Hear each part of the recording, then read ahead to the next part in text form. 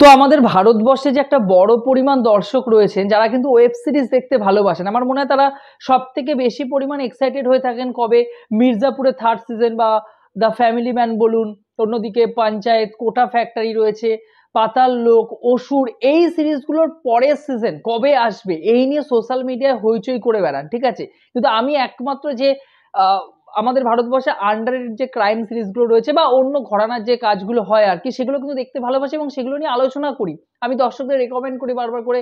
এগুলো বাদেও যে ভারতবর্ষে ভালো কাজ তৈরি হয়, যেরকম আপনারা অপহরণ দেখতে পারেন, আন দেখি, এ কালি কালি আঁখে, কোড এম, এরকম অজস্র সিরিজ রয়েছে যেগুলো নিয়ে কিন্তু আমাদের ভারতবর্ষে আলোচনা হয় না। তো সেই সিরিজগুলো যখন সেকেন্ড সিজন বা থার্ড সিজন রিলিজ করে আর কি, সেগুলো নিয়ে কিন্তু আমার মধ্যে সব থেকে বেশি পরিমাণ এক্সাইটমেন্ট কাজ করে। যাই হোক, আজকে আমরা আন দেখি বলে একটা সিরিজের রিভিউ করব।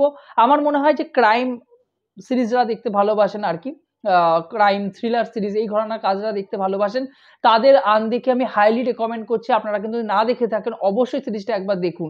এই সিরিজটা 2020 সালে রিলিজ করেছিল, 22 সালে সেকেন্ড সিজন এসেছিল এবং 10th মে এর পরের মাসে থার্ড সিজন আসছে, ঠিক আছে। তো আমার মনে হলো যে প্রথম দুটো সিজন নিয়ে কিন্তু আলোচনা করা যেতেই পারে। যাই হোক, সোনি লিভে সিরিজটা রিলিজ করেছিল এবং আমার মনে হয় যে সোনি লিভ খুব আন্ডাররেটেড একটা ওয়েব প্ল্যাটফর্ম, ওটিটি প্ল্যাটফর্ম। এই সিরিজটা অনেক বড় বড় ওটিটি প্ল্যাটফর্মের ক্রাইম থ্রিলার সিরিজকে কিন্তু টেক্কা দিতে পারে। আমার তো দুর্দান্ত লেগেছিল। আমি যখন 20 সালে দেখেছিলাম, আমার মনে আছে 6 ঘন্টার কাছাকাছি ডিউরেশন, এক একটা 30 থেকে 35 মিনিটের কাছাকাছি টাইম ডিউরেশন, 10টা এপিসোডের সিরিজ। প্রথম সিজনে 10টা এপিসোড, সেকেন্ড সিজনে কিন্তু 10টা এপিসোড রয়েছে। আমি এক টানা 10টা এপিসোড দেখেছিলাম, আমার দুর্দান্ত লেগেছিল। আপনাদের আমি আগেই কিন্তু হাইলি রেকমেন্ড করছি, আপনারা আনদেখি না দেখে থাকলে অবশ্যই সোনি লিভ সিরিজটা কিন্তু দেখবেন। এবার এর যে গল্পটা, এই গল্পটাই দুর্দান্ত, খুব ইন্টারেস্টিং একটা গল্প। আমরা দেখতে পাচ্ছি যে মানালিতে পুরো শুটিং হয়েছে আর কি মানালিতে, সেখানে আটওয়াল ফ্যামিলি, খুব পাওয়ারফুল একটা ফ্যামিলি, সেখানে কিন্তু বিয়ে হচ্ছে। তো বিয়ের যে যে অনুষ্ঠান চলছে, তো সেখানে ভিডিওগ্রাফি করতেছে যে 4-5টা ছেলে মেয়ে শহর থেকে, দিল্লি মুম্বাই থেকে। তো সেখানে ওই বিয়ের মুমেন্টে একটা ইনসিডেন্ট করে যায়, একটা মার্ডার হয়ে যায়।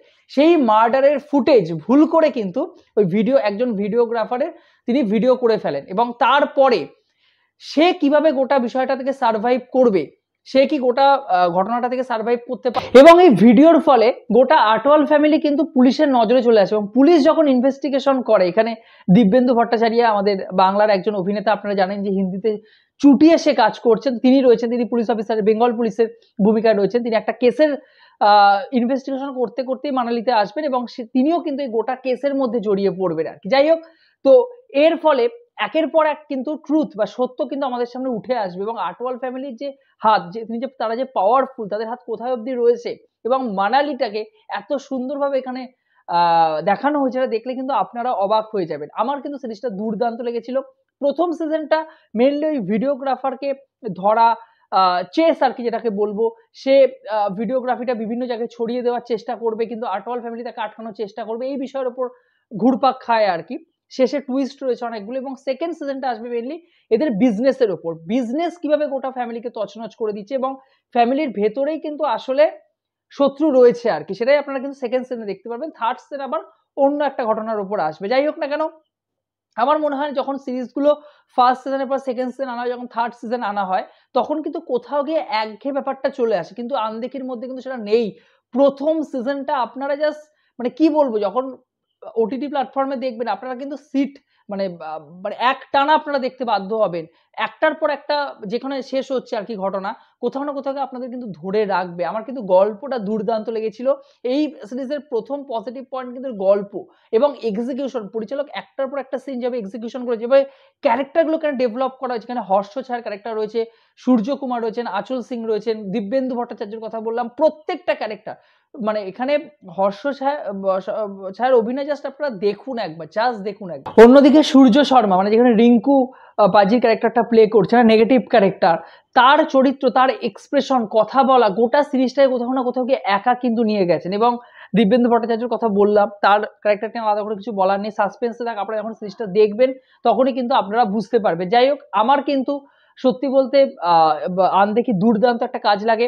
এই সিরিজের পরবর্তী পজিটিভ পয়েন্ট, এখানে যেভাবে গোটা সিনগুলো নেওয়া হয়েছে, মানে যেভাবে ক্যামেরার কাজ করা হয়েছে, যেভাবে এখানে মিউজিক মানে ব্যাকগ্রাউন্ড মিউজিকের কাজ করা হয়েছে, প্রত্যেকটা কিন্তু দেখার মতো। এবং একটা ফ্যামিলির মধ্যে গোটা ঘটনা চলছে, কিন্তু যেভাবে ডেসক্রাইব করা, যেভাবে গোটা ঘটনাটাকে এগিয়ে নিয়ে যাওয়া হচ্ছে, এবং ওই যে টান মুহূর্ত, তারা কি ধরতে পারবে কি পারবে না, ভিডিওগ্রাফারের পেছনে কে কে রয়েছে, নিজের বন্ধুরা কোথাও না কোথাও গিয়ে বেইমানি করছে, এই যে বিষয়গুলো আপনাদের কিন্তু সিটের সাথে বা বলা যেতে পারে গোটা সিরিজটার সাথে কিন্তু আটকে রেখে দেয়। এটা কিন্তু একটা বড় বিষয়, একটা বড় পজিটিভ পয়েন্ট। সব সিরিজ কিন্তু সেটা পারে না।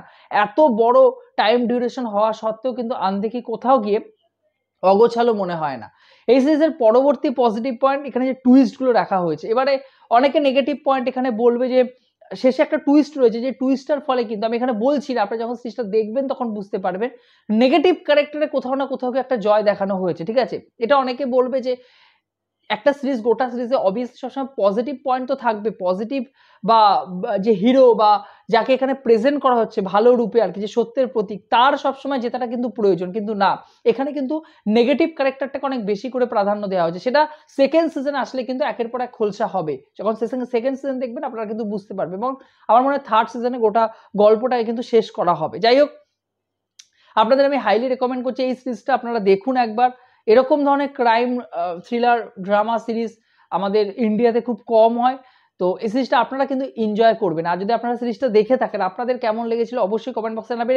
থার্ড সিজন আসলে কিন্তু আমি নেক্সট মান্থে অবশ্যই রিভিউ করব। আর আপনাদের বলছি যে আপনারা সিরিজটা আমার রেকমেন্ডেশনে দেখে থাকেন, তাহলে তারপর আপনাদের কেমন লেগেছে সেটা কমেন্ট বক্সে জানাবেন, আর পারলে একটা অবশ্যই থ্যাঙ্কস জানিয়ে যাবেন। ভালো থাকবেন বন্ধুরা, সুস্থ থাকবেন সবাই। চ্যানেলে যোগ দিয়ে থাকে চ্যানেলটাকে অবশ্যই সাবস্ক্রাইব করে দিয়ে যাবেন। জয় হিন্দ।